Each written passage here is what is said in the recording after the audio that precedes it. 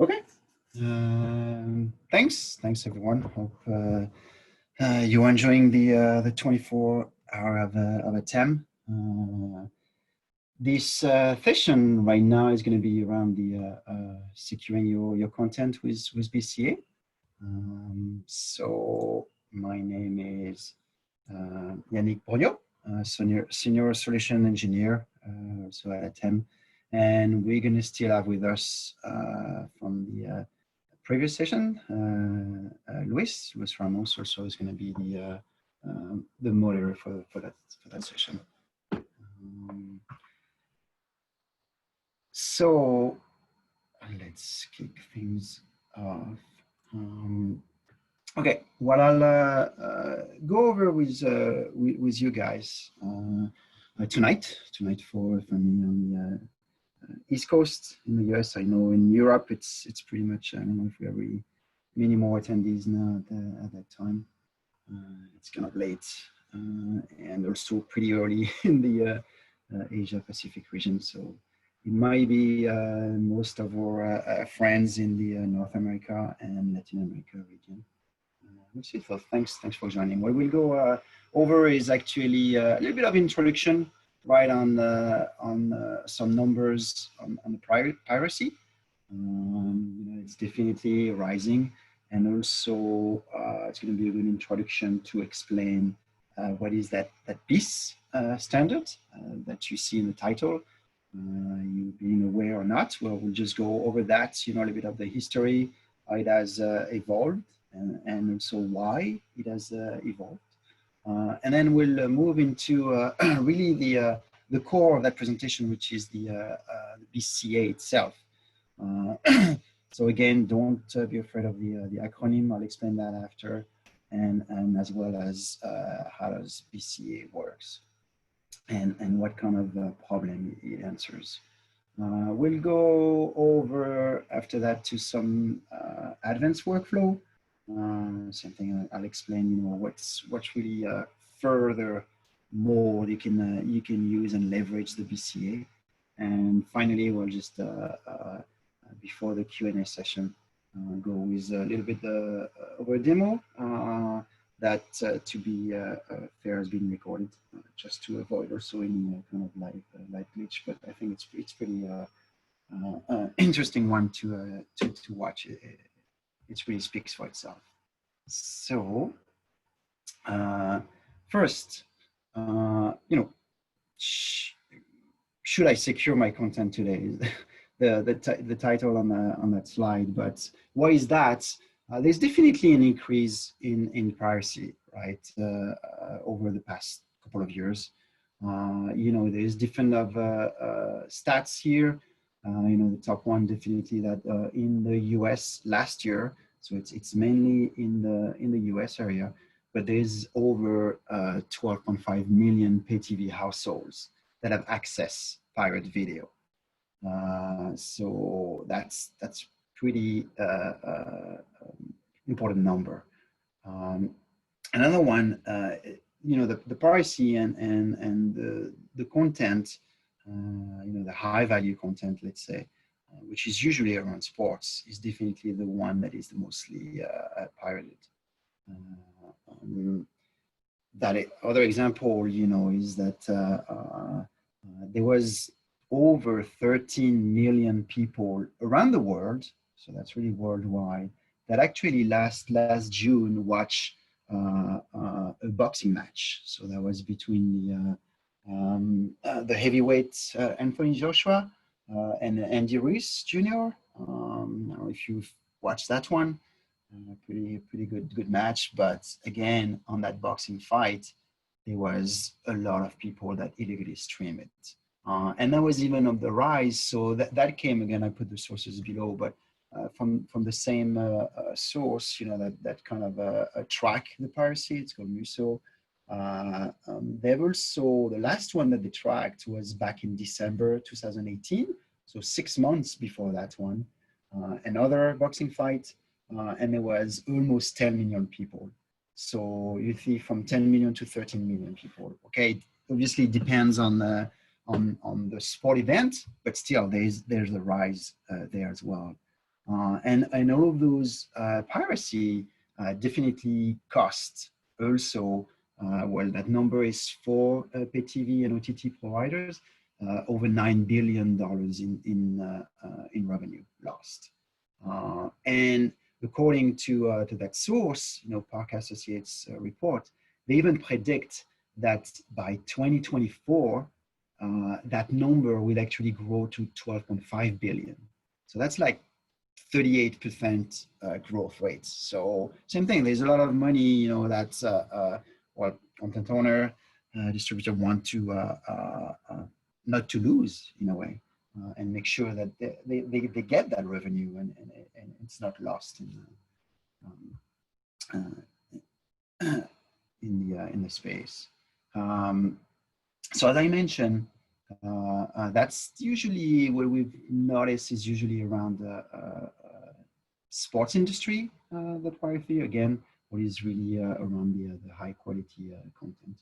So, okay, that's just to set the ground, right? That it's definitely rising. There is definitely a need for, content owner on the contribution, primary distribution to secure that content.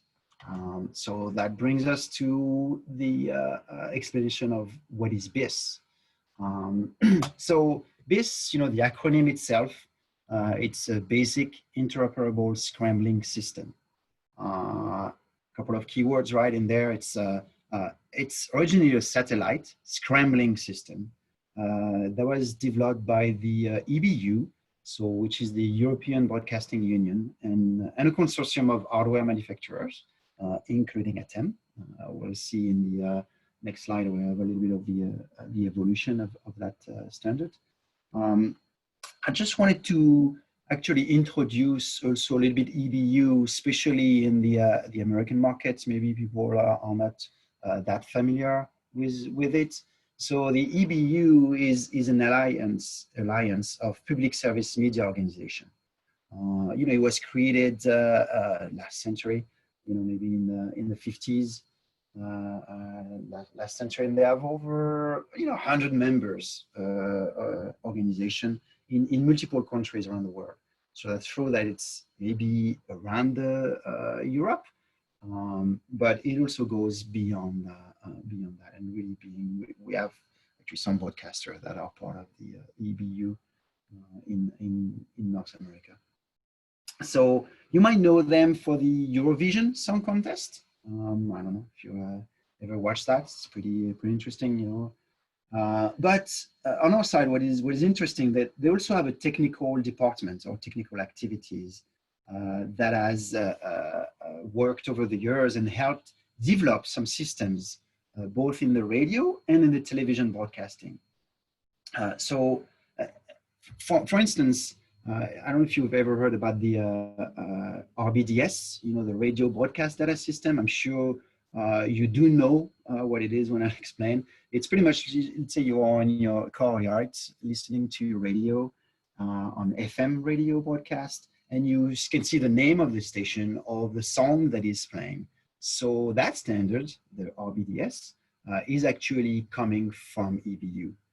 Just wanted to put them that, they're not really coming brand new and don't really know what they're doing. They've been an established alliance for quite some time. So they came up with the BISS. What is interesting is that it's open platform.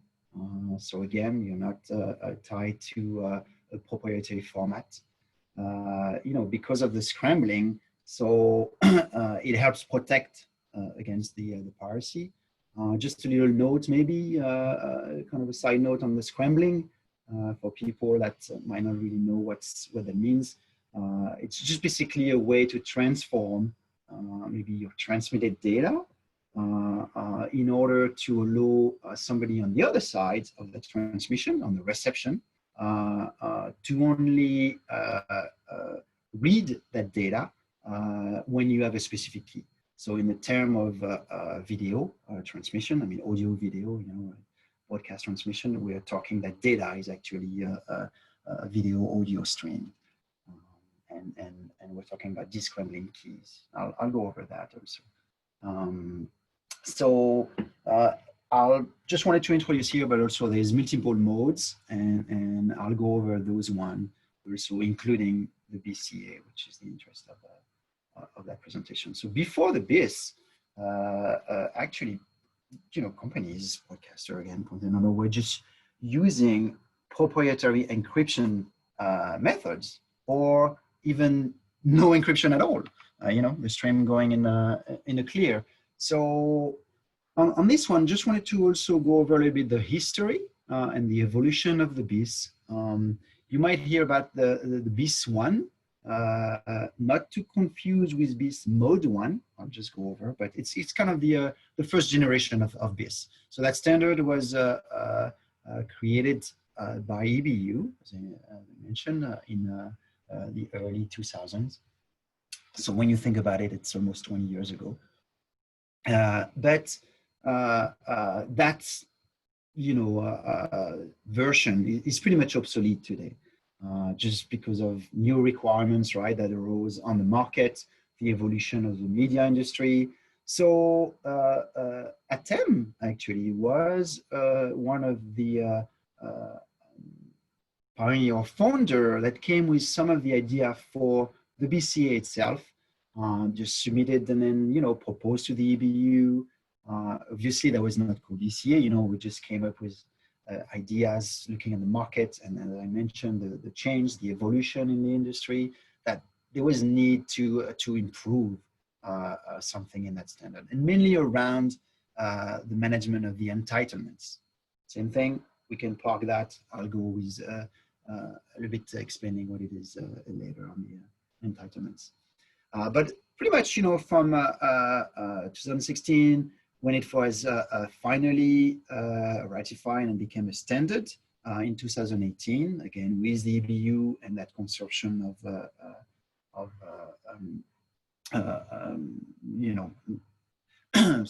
partners or manufacturers, came BISS-2. And as part of the BISS-2, there was the BISS-CA. Again, CA is actually conditional access.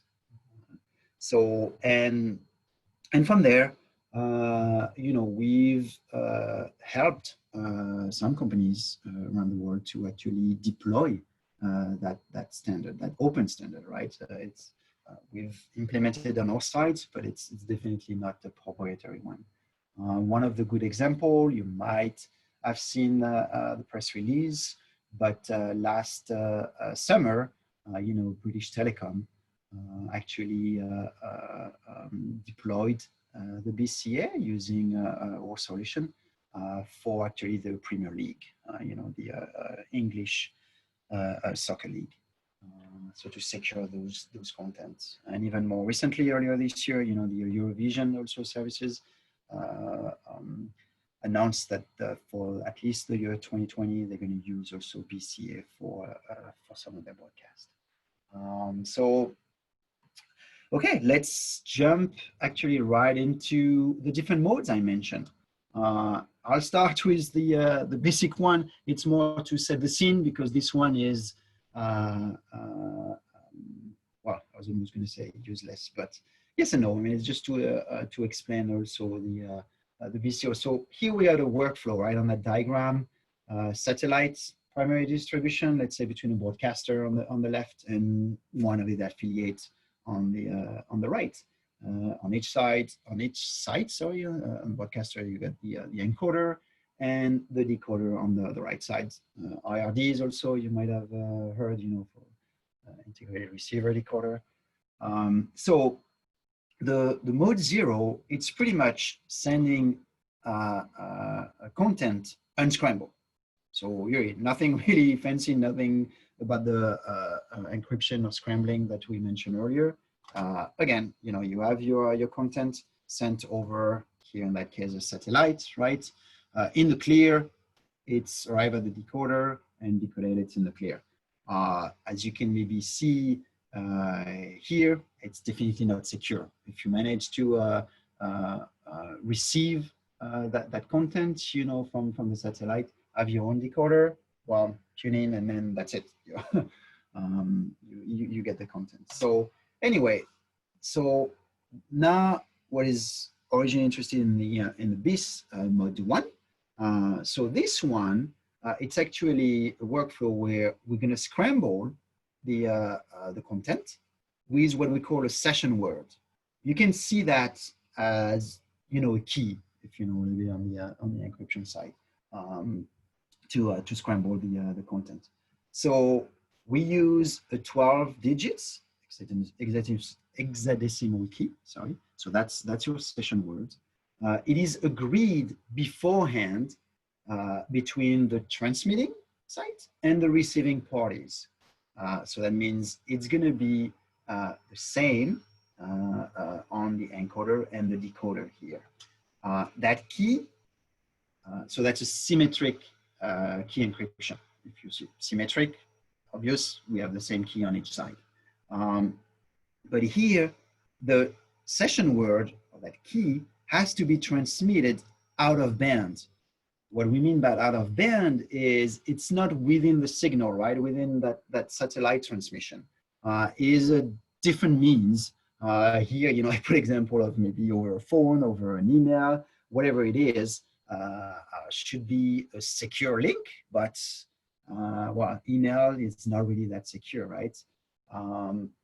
So let's still look at the flow, how it goes. You got your content, the key is used, and then your content is scrambled. It's scrambled at the encoder side, and then it's going to be transmitted over your satellite link back to your affiliate, scrambled. So here, without having the key, you're not able to kind of decode your content. But on the decoder, again, we've entered that same key, that same session word, and you get your content in the clear. So as you can imagine here, the session words, that key that we use can be easily compromised, right? Because it has to be known on each side, it has to be shared between each side. So anybody that intercept that key also, pretty much can have their own decoder, put that key in, and just again decode the stream and have it in the clear. And even more so, it's been known that even if somebody find that key, can actually, that key itself can be almost hacked in less than 10 minutes nowadays. That key, 12 digits, so it's a 56-bit key. Same thing, I'll explain also a little bit that after, but just to get an idea. 56 keys, so nowadays with the computer power we have, it's pretty easy.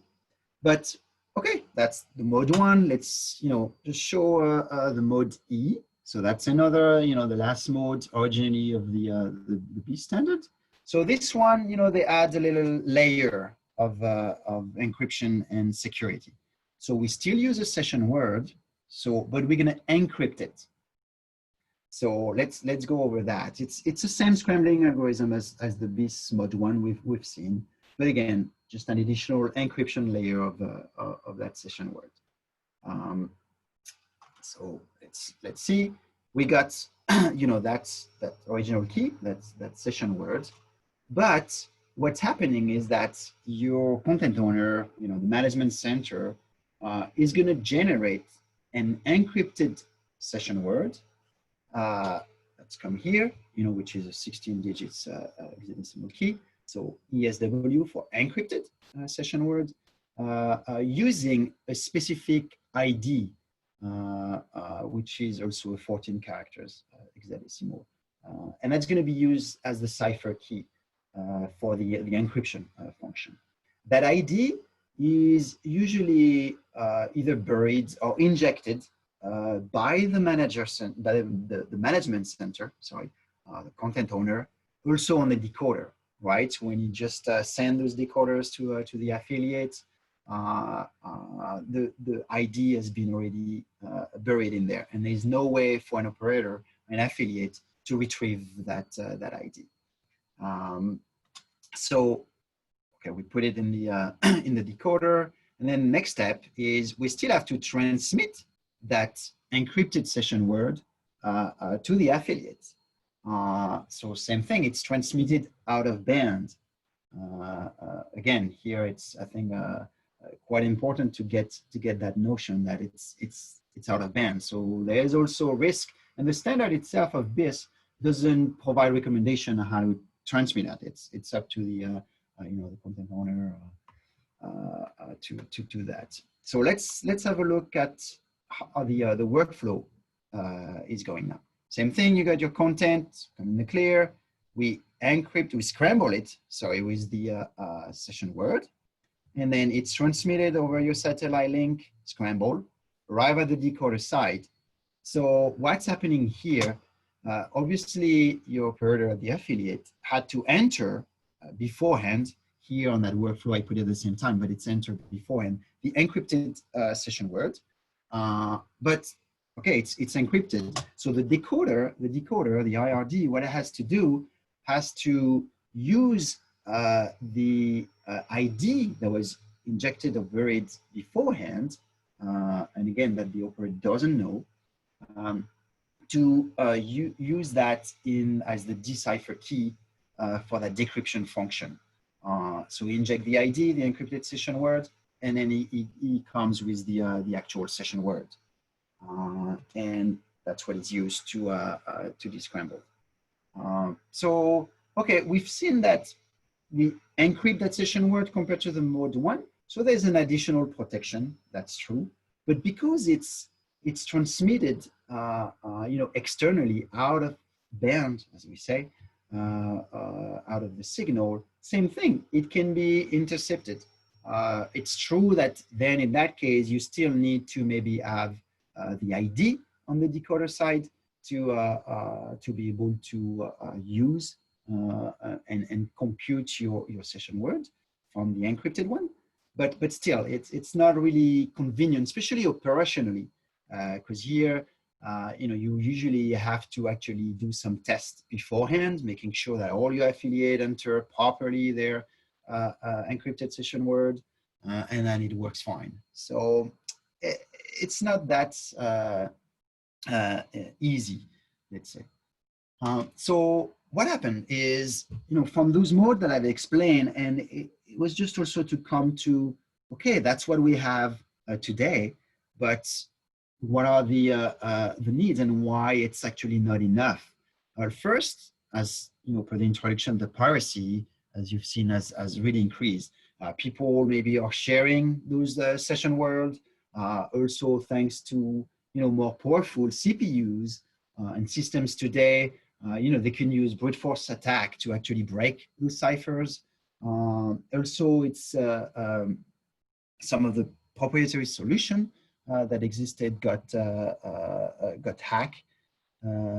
So also there's a move to software, obviously in an IP world. So all that definitely created the need to actually have more secure, more transparent, and traceable system. So what happened in BISS? They came with the BISS-2, right? So you remember on the timeline, 2018, the new standard came up, and this one, what it did is actually introduce a new encryption. Okay, instead of using the DES, it's called, for the data encryption standards. It's actually was developed, I think, in the 70s, and based on 56 bits key. Now they proposed to use the AES 128. AES is Advanced Encryption Standard, right? Which was established also in the early 2000s. But okay, so now we use 32 digits instead of 16 for that key. So, a little bit more secure. Other aspect is the scrambling algorithm, also with BISS-2. They were using the DVB-CSA for the common scrambling algorithm that has been used, same thing in the DVB, TV broadcasting since the mid-90s. So same thing, it's becoming old. It was also a design actually to make software descrambling hard at the time. while making the hardware descrambling fast. So, based more on the hardware. And the BISS-2 standard proposed to actually use the new version, DVB-CSA. So the CSA stands for the Common IPTV Software-Oriented Scrambling Algorithm. So, still a scrambling algorithm, obviously based on AES 128 also. But what is important in that acronym and use is actually it's software friendly. So that means it is really made to be easily used in software, to descramble in a software, so that any CPU-based system like your computer or even smartphones can actually implement it. So that's some of the things that came with BISS-2, but also what more importantly, I think, more interesting for everybody maybe listening out there is the introduction of that fourth mode, which is BISS-CA. CA again stands for conditional access. So let me, again, go over that. So BISS-CA also is still a scrambling, standard system that is using the ES128 bits for the encryption, that also use rolling or rotating keys, so to provide additional security. And it's still based on the BISS. So remember, as I mentioned, BISS is also an open standard, meaning it's vendor agnostic. It's also royalty free. So there's no specific cost. I'm thinking of maybe some of the codec, for instance, where there's controversies on the royalties. So here, no royalties. But the BISS-CA so brings not only the scrambling, but also real-time monitoring and entitlements of the affiliates. So that means the ability to add and revoke receivers directly from your distribution point, from where the scrambling slash encoder is.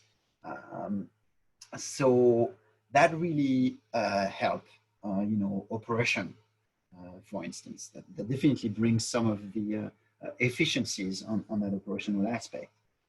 As I mentioned, there's no need to test maybe beforehand that, if your system is configured properly, set up, that is that aspect. There's the notion of public and private keys, that key pair. I'll explain that actually in the next slide. And also it's simple that it can work on its own in a way. There is advanced operations that I'll go also over, where maybe you can use a management system, and explain those use case. But on its own, just with the BISS-CA, no additional, as long as you have your right encoder and decoder, you're good to go. Let's look, and that slide, I'm going to spend a little bit of time. Hopefully, I'm not going to confuse too many of you. But let's look at BISS-CA how it works. And I think it's really important, even though again it's a bit technical. I agree, maybe, but it really brings the light on the ingenuity almost, or the interest of BISS-CA. So here, similar to what we've seen before, we have a chain, right, where we actually introduce maybe the multiplexer, but you get your encoder multiplexer, right, and maybe at your broadcaster level. And then you have your list of IRDs or decoders, on the right side, let's say, all your affiliates. And in between, I mentioned we have satellite communication, but also we can definitely transmit the signal over just IP links. And if you go over public internet, then you use this IRQ protocol that you've seen maybe mentioned in a previous session. I think Bill mentioned them. And also, all these SRT and Dixie-like. So, okay. Also on the diagram, what is interesting, and I think important to highlight is, as you see on the satellite link, it's a one-way communication, right? Okay, on the IP, you could have two ways, but the BISS-CA principle works when you didn't have the feedback of what's happening at your decoder site. And that's the beauty of it. So, okay, first step, what it is. We have that session word, right? You remember, which is our key. That's randomly generated by the encoder here. And if you remember, it's a symmetric scrambling. So meaning it's going to be the same key on the other side. And then also it rotates. So we can configure that on the encoder to change, up to as low as like 10 seconds or more, which definitely doesn't give enough time maybe for hackers. By the time if it was even possible to hack that key, then there's already a new one. So you have to redo that again. So, okay, that's session word is actually transmitted in band. Remember, all the other modes, everything was transmitted out of band. So you need to exchange that key beforehand. Here, it's actually transmitted in the transport stream through the ECM tables. The ECM, if you're familiar maybe with a little bit of a CAS system, it's your entitlement control messages. So they're like separate PIDs than your video. So let's look on the other side. Okay, your receiver receive those ECM table, is demixing the stream, and is able to retrieve the key and could potentially descramble. Okay, but problem here, obviously, it's like the mode 1, right? If you intercept the actual stream signal, you get access to the key because it's in the clear. So what BISS-CA propose is, okay, let's actually introduce that notion of session key to encrypt my session word. So if you've seen on the here, now we have an encrypted session word, and also I just already put it on the other side, but same thing. That means what's going to be transmitted over your satellite link or IP link is going to be the encrypted one. So that session key again is based on a symmetric cipher. So again, the AES 128 bits that we mentioned earlier, and it's transmitted also in band through the EEM table. So again, through the transport stream. So the EM are your entitlement management message. And if you already got a clue, that name, entitlement management message. So maybe there's going to be something we can do there. I'll just go over that right after. But okay, we transmitted that key, and then on the other side, obviously same thing. Your decoder receive that those EMM tables, is able to find out that session key, and then use it to decipher the encrypted session word. So, okay, great. But now we're kind of looking a little bit at the BISS mode E, if you remember, except that everything is transmitted in band. Well, yeah, but that session key is also in the clear. So that's where, again, we just put that last layer. So it's kind of a 3-layer encryption, if you want, or protection. On the ID, as you can see, what up here, it was the notion of a public key and private key. So that's that key pair. So the private public key pair is that, in that encryption schemes, usually you have your encryption key, which is the public key, is going to publish for anyone to use and encrypt your messages.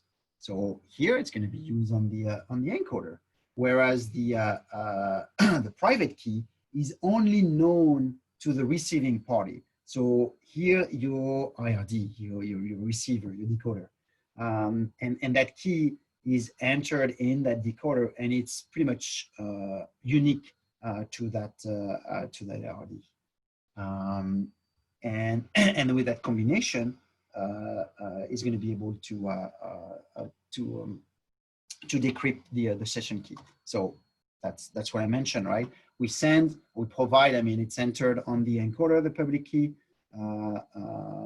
usually by, again, same thing, your content owner, wherever the streams are originating from,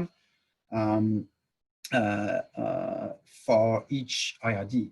So if you have another ID, right, it could be at the same affiliate, at another affiliate, you have another one, it has another key pair, right, of the public key. So we just put the public key of your second IRD in your Scrambler system, in your encoder.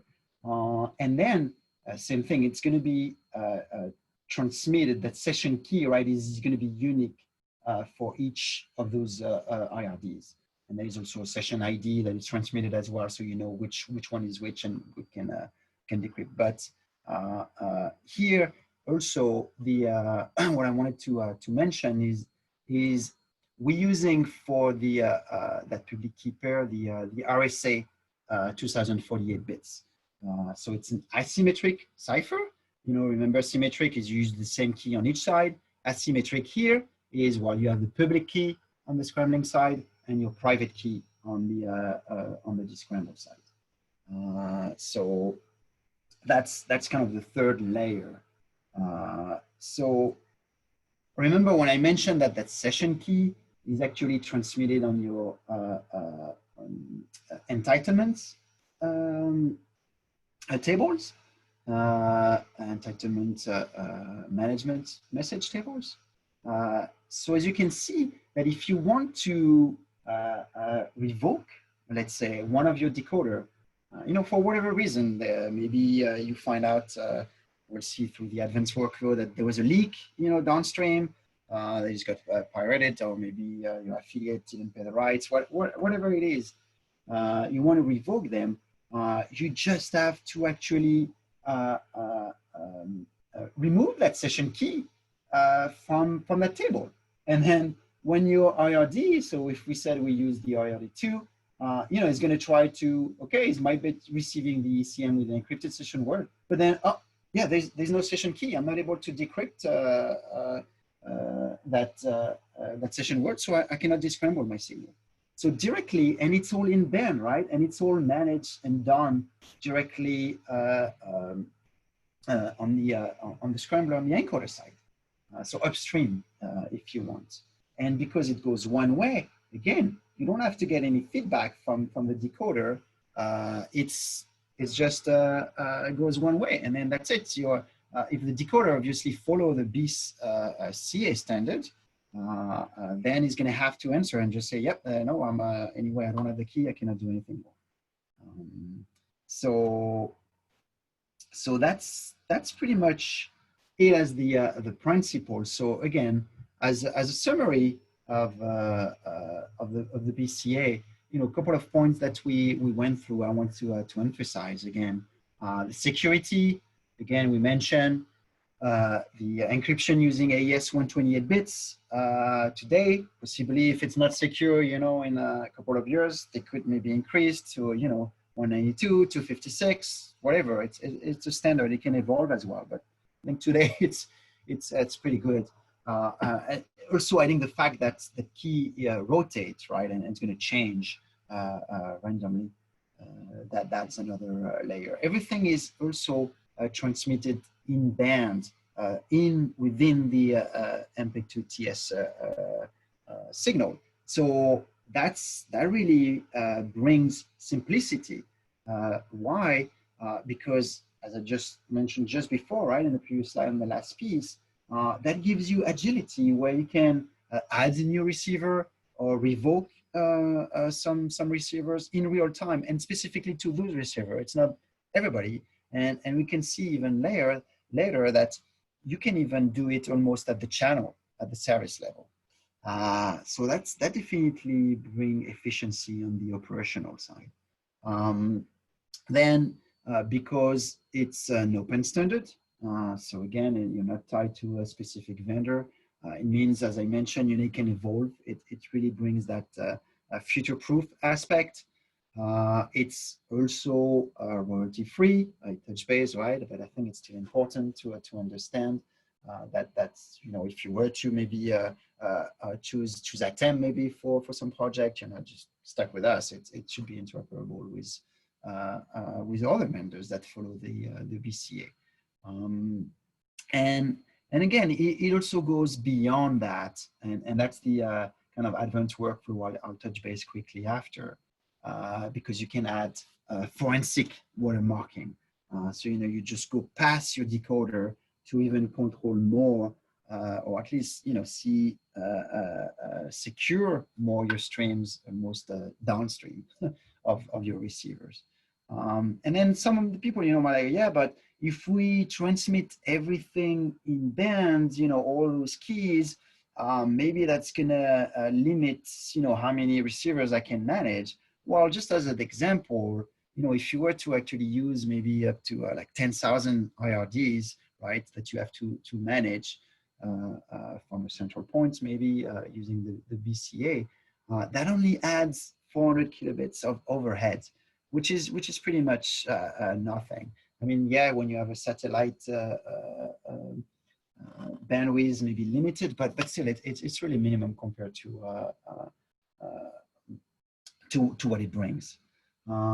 So, going over the summary of those modes that I mentioned and seeing again in a different way the interest and the reason of using BISS-CA today over what existed. So you have your BISS 1 version here, again, the standard that was established in 2002. And then 2 years ago, the BISS version 2 brought to the table. So there's different aspects of the BISS-CA, right? You're actually scrambling your transport stream. And to scramble it, you use a session word, that's your key, that itself is encrypted and it's rotating. And by a session key that is dynamic in the way that, yeah, it's linked also to the public key and private key pair that you have. So you see, like we kind of add layers over layers for the security. All of that, also you're like, oh yeah, it could be really complex actually, but no, because what you only have to enter, right, on your encoder and even maybe decoder side is just that private and public key. That's it. All the rest is done internally by your software that actually follow the BIS-CA standard. So it's kind of really transparent. So it also is of use. And as I mentioned, those public and private key pair use the RSA 2048. So quickly, I'm going to go over some of the advanced workflow. So one of them, could be like, okay, you can do that just by managing, right, your encoders on your central location, and just play out. That's going to be the demo I'll do a little bit later with your keys to actually manage your entitlements of your receiver. But you can imagine also with the management system, you can have all the keys centrally located, right, and managed by the EMS of all your affiliates, and then all the keys. Here, you're not communicating with your decoder. It's just a graphical representation, so it's easier for the operator maybe to say like, oh yeah, okay, I'm seeing that station 2 anyway today, it's actually non-authorized. So the keys is going to be removed from for that station on the scrambling system. Or you can go down also on the station 1 here. You see that there's multiple channels, 4 channels, but only the channel 1, 3, and 4 are authorized.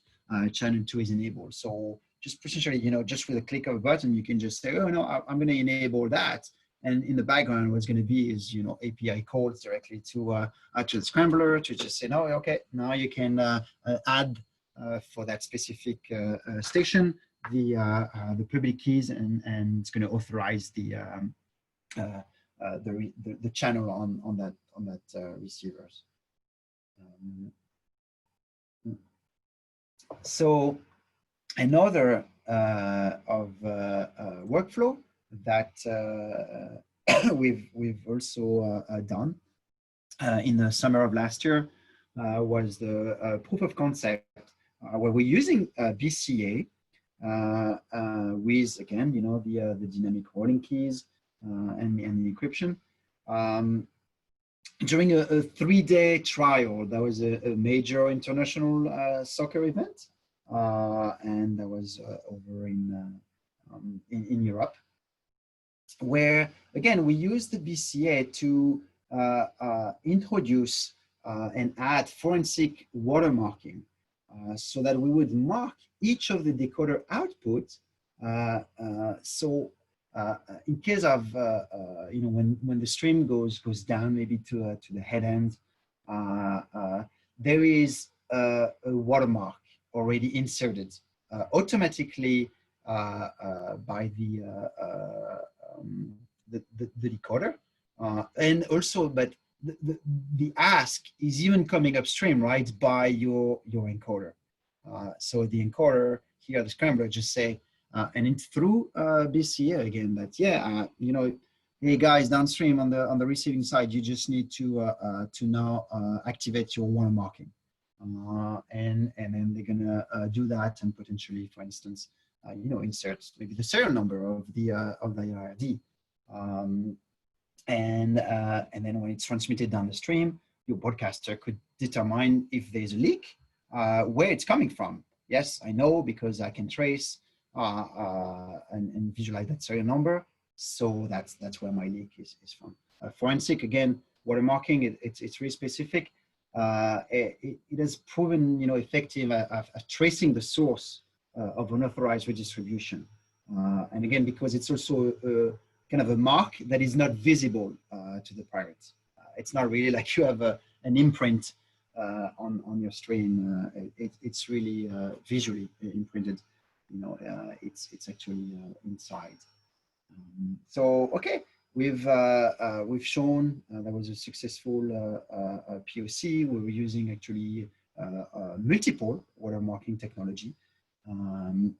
So proving we've done already some integration with those 3 vendors. So and again, that's definitely another workflow to that was leveraging the BISS-CA abilities.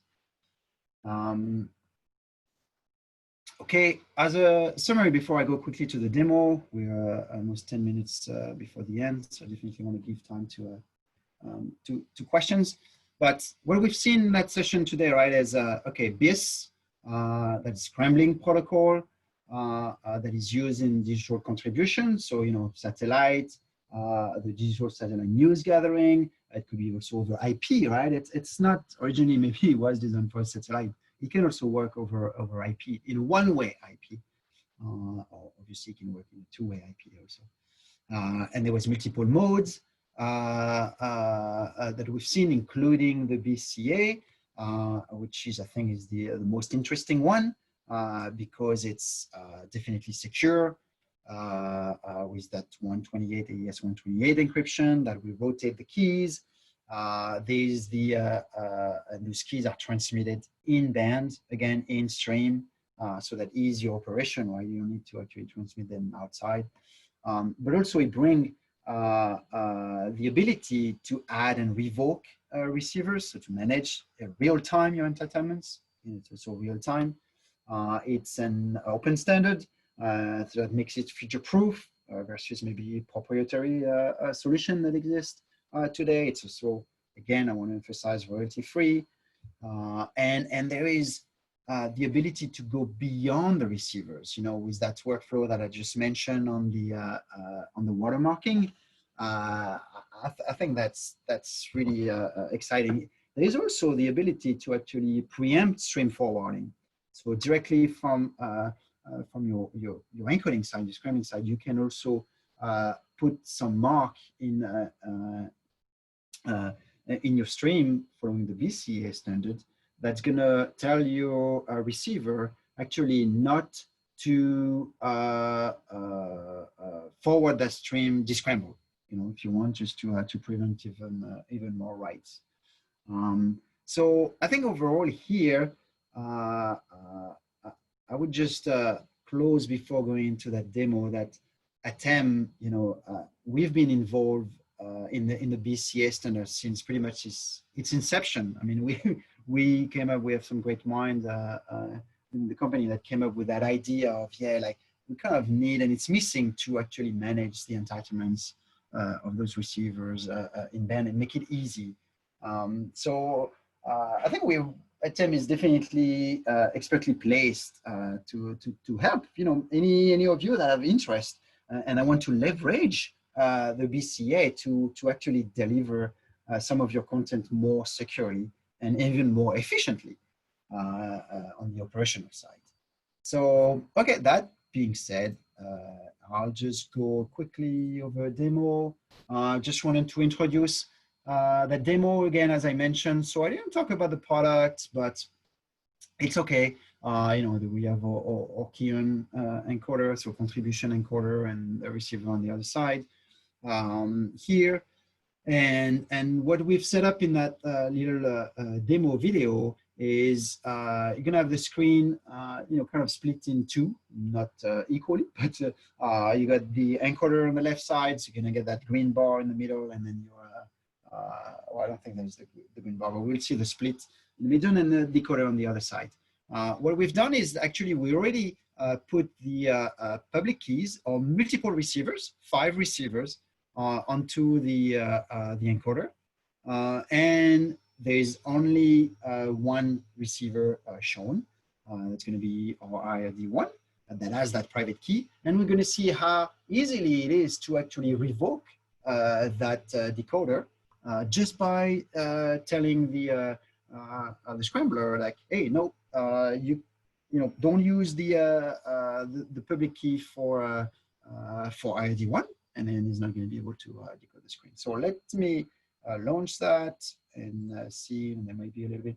So here you'll see, right, you got the same, so that's a separation, your encoder, your receiver, it's the same stream, right, going on both. You can see it's decrypting, decoding fine. We're going into the menu where in the key table, we have, as I mentioned, so they're in the CSV format, but here it's select, we authorize 1 to 5. Now we're going to say, hey, I want all of my decoder except the one. I apply, and as you can see, the decoder, oh, okay, no, I don't have the session key. If you remember, I cannot decode. I don't have access to the stream. I don't know. I cannot decode it. Cannot descramble it. Now we can select just that decoder on an encoder. Apply. Hey, I want to use the public key of IRD1, and then automatically, now you got added. You got the right, and is able to decode it. Same thing. You can just now say, hey, let me just authorize only my RD2. It's not shown here, but just to show that, oh, yeah, the number 1, well, same thing, is not able to decode because, again, it doesn't have the rights to do so. And then we'll go back to, hey, now I can authorize all my receivers, 1 to 5, and then automatically the receiver is going to be able to receive and decode the stream. So here there's a notion also of group, right? You can, on one encoder, have a group of receiver that you manage just through this key. So you see, like, the entitlements here was, I think, pretty easy and straightforward, right? Just by changing and selecting which keys I want to use for that stream, for that signal, then automatically my decoders are going to be able to receive, decode it, or not.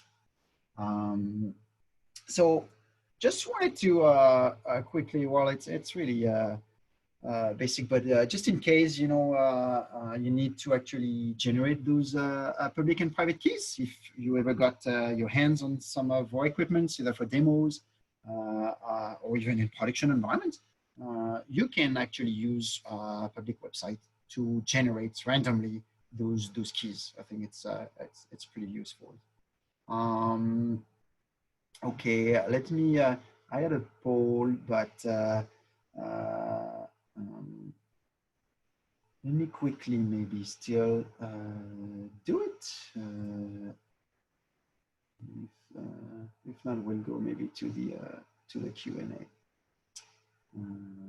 I'll go to the Q&A. I only have like 4 minutes left. Sorry, guys, I don't want to leave you with hanging questions. So let's see. Uh, um, so we got, is BISS-CA managed in the encoder? So yes, that's right. Again, it's an open standard, so it has to be maybe implemented also on your decoder side.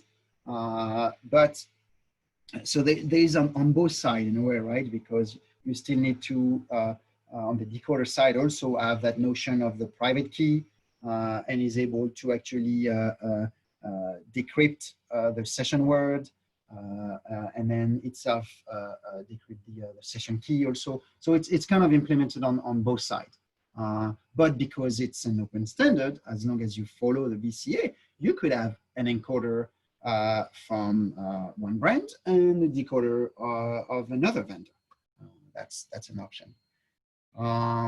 Okay, let's see what other question do we have in here.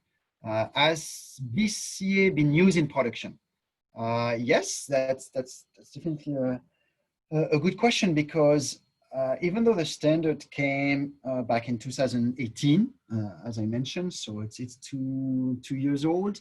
There's usually definitely a ramping phase. But remember, on the history, we got on our side, at least with that time, a couple of customers that deployed it. And I think one that is really interesting is British Telecom, as I mentioned, for the English Premier League.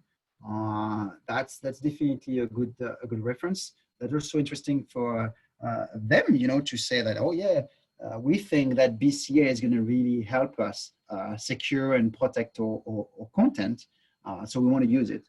So yes, we do have some in production today. Again, I use them. There's also, with NDA and the fact that some of them we cannot maybe disclose the names, but we do also have other customers running in production with BIS-CA. Again, I also mentioned, right, the Eurovision services are also planning for this year to also implement that standard.